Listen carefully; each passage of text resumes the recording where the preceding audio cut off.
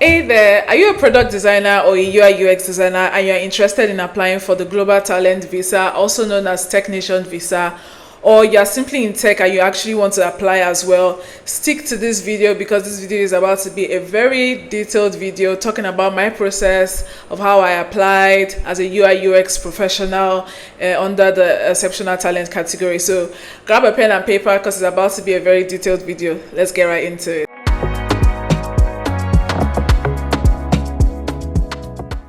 So before we begin, what is a Global Talent Visa?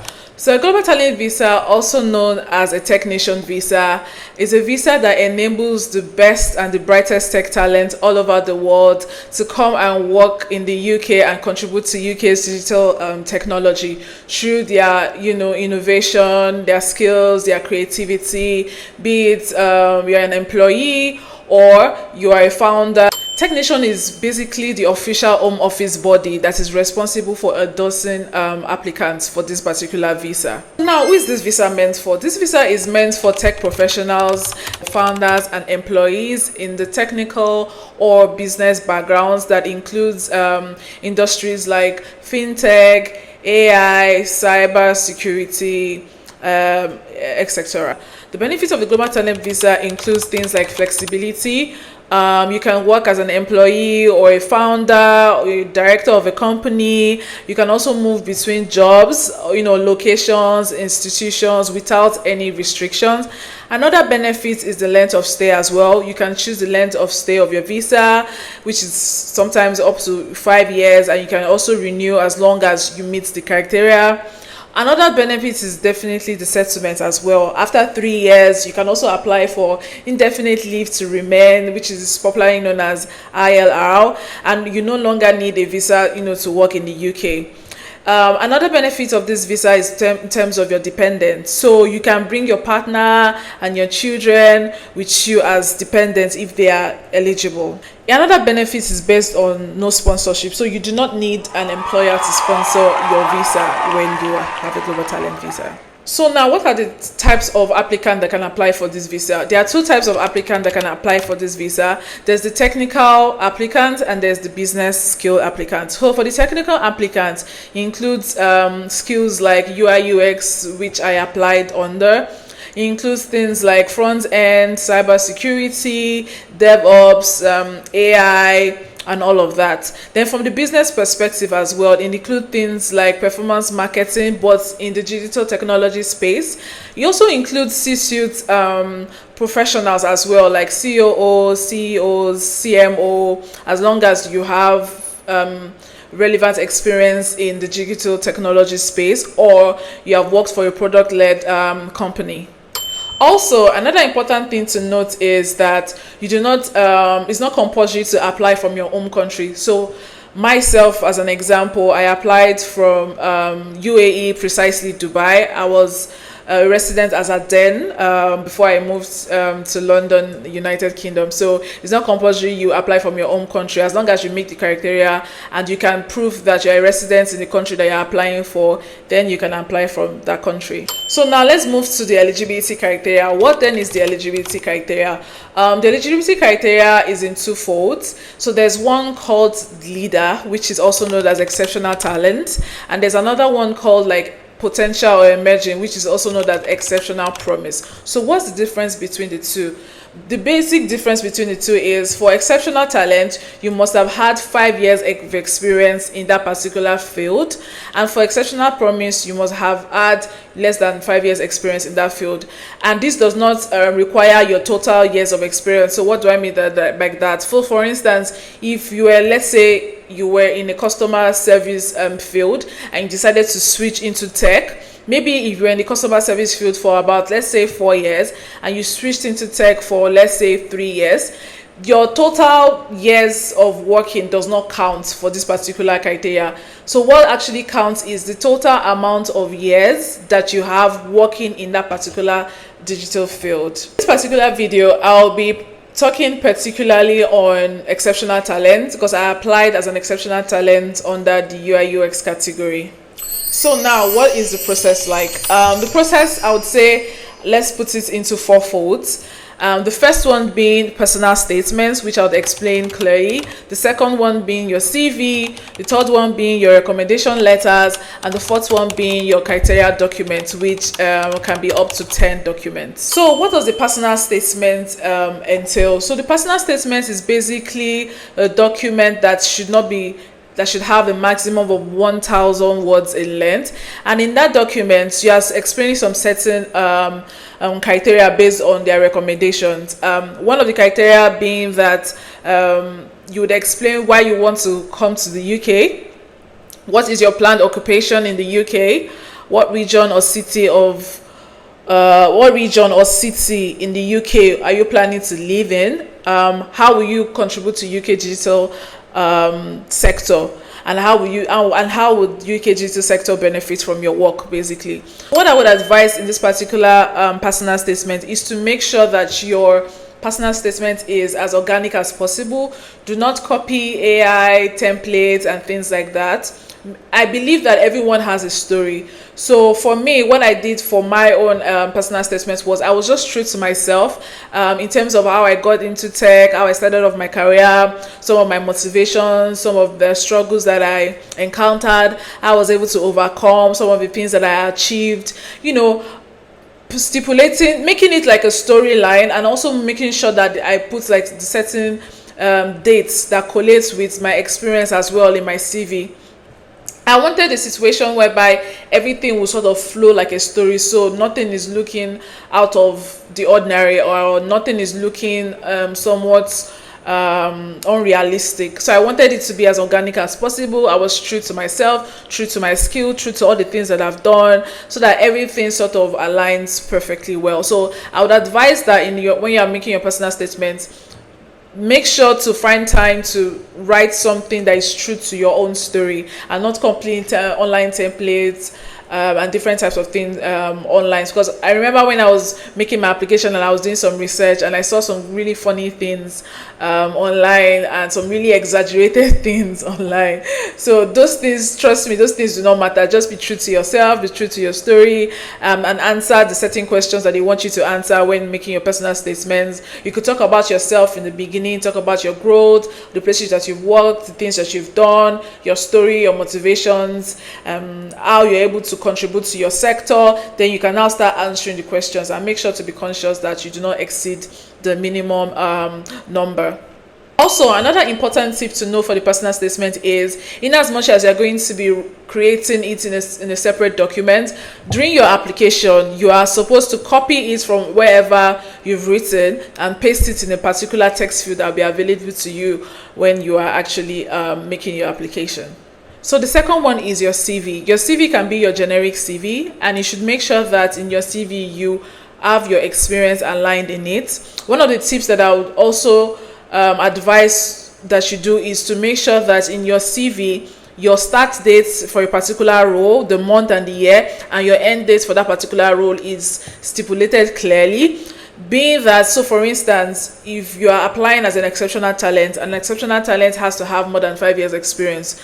You cannot bring a CV that has less than that experience. So you must put the dates and the months that you actually, the month and the year rather that you started the role, and the month and the year that you actually finished the role, and make sure that everything is aligned with your application and there's no funny dates or some things are not matching. Another tip as well for the CV is make sure that your CV is on an A4. So they advise that all your documents is typed and in A4 format, and it should not be more than 3 pages.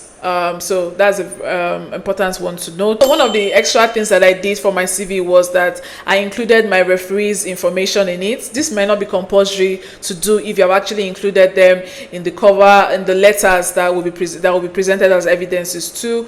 However, I just went the extra mile to include them there for easy access. So this third stage.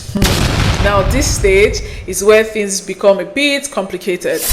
But however, you need to make sure that you are following instructions to the T. So what do I mean by this? So the third stage now is your 3 letters of recommendation. So in these 3 letters of recommendation, there are major criteria that you should follow when you are picking someone to recommend you.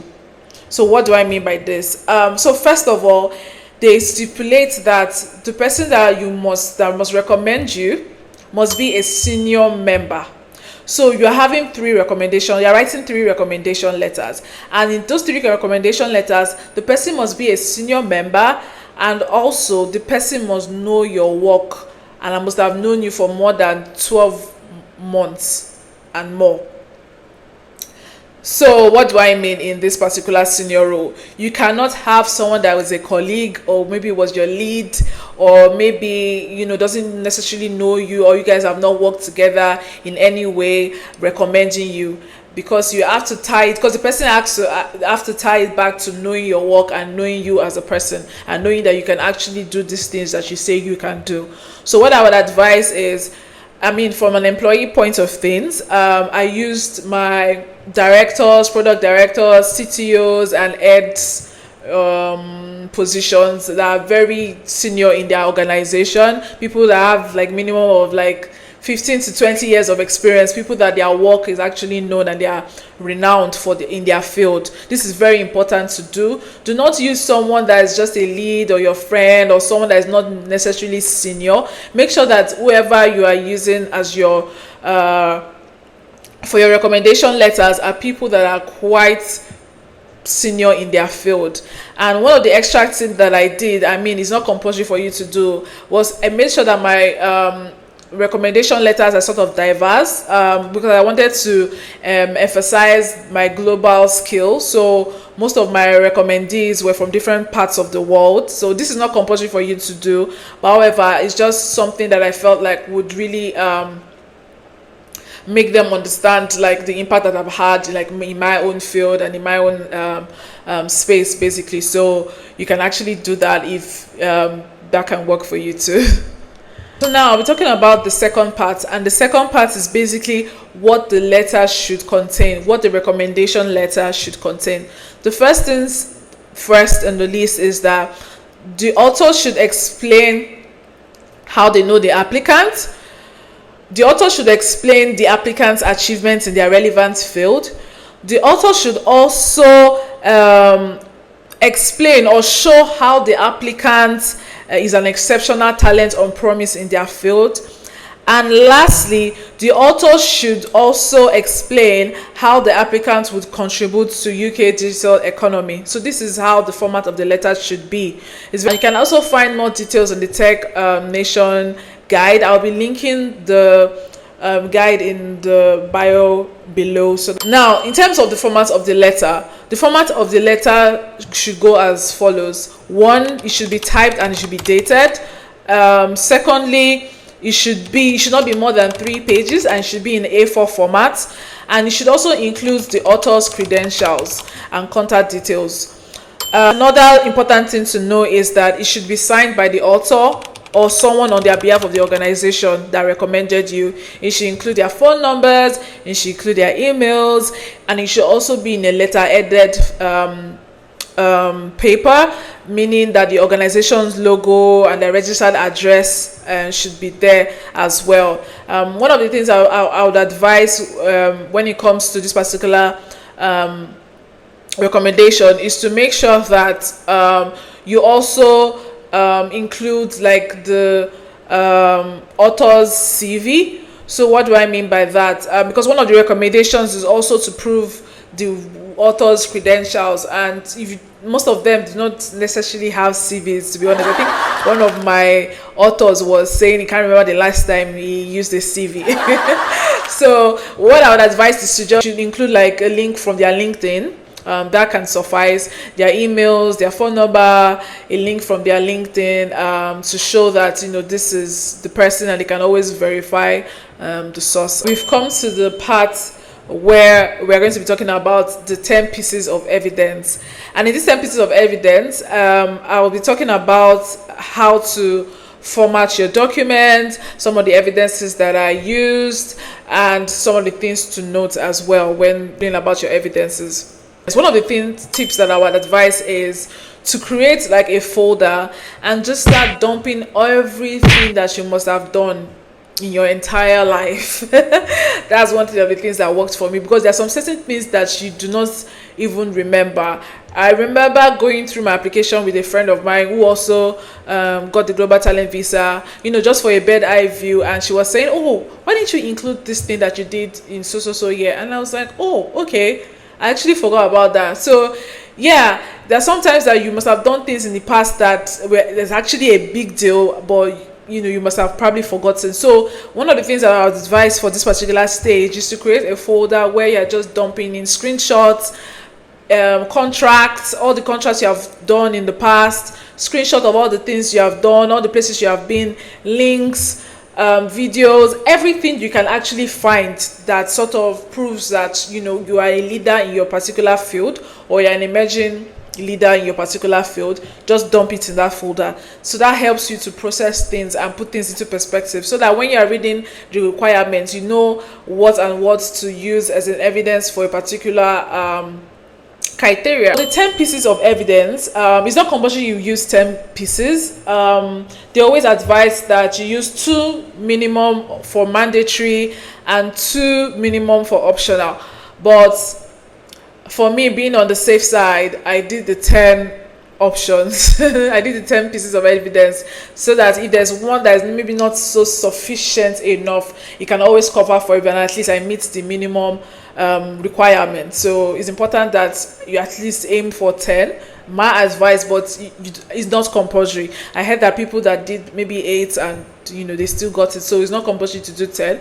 But to just be on the safe side, I would advise you use 10 pieces of evidence and make sure that they are as strong as possible. For the 10 pieces evidence, they are further divided into the mandatory criteria and the optional criteria. So for the mandatory criteria, the question goes as this: how do I demonstrate that I have been recognized as a leading talent in the digital technology sector in the last 5 years? And what are the ways that you can show this? So in terms of some of the evidences that I provided things like salary history. I provided things like high salary through employment contract, also through things like payments receipts that were dated with signatory to it as well. I also provided, if I had like bonuses, equity options and things like that. Another piece of evidence that I also provided was receiving like being nominated for an award, basically. So I provided that evidence as well. So these are some of the things that you can use to prove that you have been recognized as a leading talent in the digital technology sector. So I will just be giving an example of how to format your evidences. So in formatting your evidences, you should not use more than 3 pages A4 paper. So let's get right into how to format your documents. So for instance, if you are saying that you command a high salary, what you should do is in your document, make sure that you title your document appropriately. So for instance, if you command a high salary, you could say history of earnings, or high salary evidence, depends on how you want to put it. Then you give like a brief introduction into what they would see in the next pages and things like that, and you also convert to pounds. So that's one of the things that I did. I converted my salaries, bonuses, remuneration, things like that to pounds, to show that this is what I would earn in equivalent to pounds currency. I also used my employment contract that stipulates where my salary was mentioned. So that's very important. In as much as your contract can be, more than 1 to 7 pages, depending on your contract, it's important that you only insert the important place that they need to know. So important places where that would have like stamps, where it would have like their letter-headed address, because if they need to confirm this information, and trust me, they do actually confirm your information if they are correct. So you cannot afford to lie. So make sure that you have like the appropriate headers. If it's a contract that you are using, all contracts will always have like their letterhead and the addresses that they can call or email to confirm your information is correct. So this is something that you can actually do. The second part for optional criteria is: how do I demonstrate that I've been recognized for my work outside of my immediate occupation? that's contributed to the advancement of the sector. Please note that there are like I think there are like 3 other optional criteria, but I'm simply just stating the optional criteria that I provided evidences for. So in terms of this particular criteria, some of the things that you can do is to put your evidences of open source projects that you've done. If you've had like talks or conference where you spoke to a significant viewership, and in this conference speaking, they also stated that you should have a minimum of 100 viewership, and not necessarily the registration, but you should have 100 people that attended that conference or event. So these are very important things to note. And when making this kind of evidence, what you should do is, like I said, put the title, give a brief explanation as to what the conference was, what you were invited for, how many people were in the conference, and also provide relevant links as well, because in as much as you would give them the explanation, but they cannot believe it if you do not provide the evidence for that. So for every evidence, make sure that there's a proof, there's a third party that they can actually verify this information. So how can you prove that? For instance, the body that invited you for, the body responsible for the conference, their letter-headed information, if they sent you an email, the appreciation letter that they probably sent you after the event to appreciate you for coming, the social media links as well, where they announce the event, and obviously social media links would have like the date and the day that it was announced, for instance, the poster cards or the graphics that were used for the event as well. You can also paste this as evidences too, to show that you were actually you actually called for this event. And another thing you could do is, if you also have videos of you speaking, you could also attach links to where you're actually speaking as well. If they are not online, you could create so what I did for some was I created like a Google Drive where I posted some of the videos there, and I posted the links there so that they can always verify the videos and check out the videos. So another part of this optional criteria that I just mentioned is mentorship as well. You can also provide evidence of mentorship, and this mentorship, we have to be careful. I do not want to state the name of the company, but it was specified that there was a certain company that would not be sufficient enough. So I do not want to mention that. I would advise that you go and read the Technician guide so that you can see what they stipulated there. There are some certain evidences that do not give strong support to your document. So it's important that you read thoroughly the guidelines, and to make sure that you are providing the right evidences that they require. So for instance, this evidence of mentorship, make sure that the activity is outside your organization and is somewhere that is not in your normal course of work or things like that. So if you've done mentorship, maybe you're a lead UI UX in your company and you mentored maybe junior designers or things like that, that is actually not an evidence. So evidence for this particular one is something outside of your organization, something outside of work, something that is not paid for, something that is not commercial, something that is not about mentoring a colleague or things like that. So the second part is, how do I demonstrate that I have made a significant technical, commercial, or entrepreneurial contributions to the field as a founder, senior executive, board member, or employee of a product-led digital technology company? So the evidences that you can provide for this is, what are the things that you did to add value or impact the digital products or services of the company that you've worked for? So, and how can you actually prove that? You can prove that through things like employment contracts, through things like bonuses that you receive, equity options, performance reviews as well,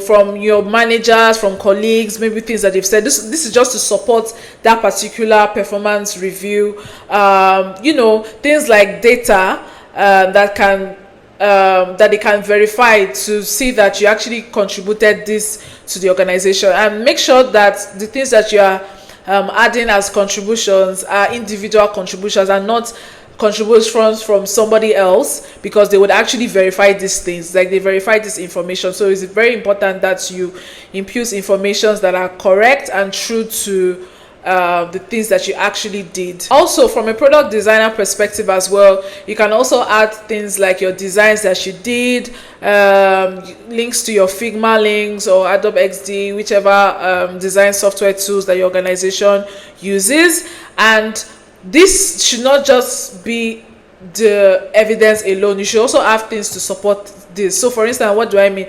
So if you are imputing things like maybe confirmation letter, maybe you were confirmed in your new role based on your contributions as the product designer and the things that you did, just to put more color into that evidence. You can also add things like your Figma links and the designs as well, just to enhance that evidence. Also advise that the 3 letters of recommendation, you sort of tackle that first before starting the 10 pieces of evidence. The reason being that because of the fact that you're using very senior members of their organizations, and knowing fully well that senior members are always very busy, so you always have to send friendly reminders to remind them of things that they need to do and all of that. So in order not to dwell too much on that, it's good to sort of get that out there, get the people that you want them to recommend you, give them an instruction, give them not an instruction, but let them understand what they need to do, how the format of the letter should be, and make sure that you don't allow them sign on maybe a first draft that they send to you, because sometimes you would also have to go over it to make sure that it's actually meeting the criteria that it's supposed to meet before you finalize. Make sure that you both finalize on the perfect draft before the author puts their signature on it. So that's one advice I would give as well. And when they are going about that, you can now start gathering your 10 pieces of evidence, because this would require a lot of planning, a lot of things, a lot of thinking, a lot of correction. I'd like to state that there are a lot of things that you can use for your evidences. The things that I mentioned are the things that I used, are the criteria that I used for my application. So I was speaking based on my own perspective, but there are a lot of things that are listed on the technician guide that you can actually use for your own application as well. Yes, we have come to the end of today's video. If you have any questions or you need more clarification, you can always comment in the comment section, and I'll be there to attend to your comments. And also please like and subscribe, and also share this video amongst your friends and to whoever you feel would value the content of this video. Thanks for watching, and I hope to see you next time, as I'll be dropping more valuable content on my channel. My name is Light Design, and see you next time. Bye.